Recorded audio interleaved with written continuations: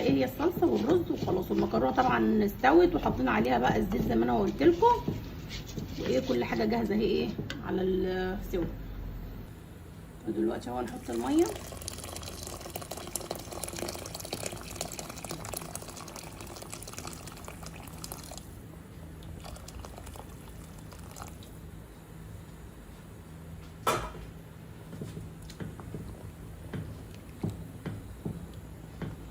يغلي بقى غلوه بس كده ويتشرب شويه الرز من الميه، ونوطي عليه عشان يستوي براحته.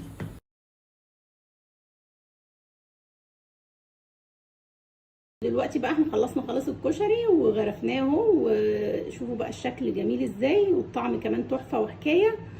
وان شاء الله يعجبكم. لو عجبكم الفيديو لايك وشير والاشتراك في القناه وفعلوا الجرس عشان يوصل لكم كل جديد.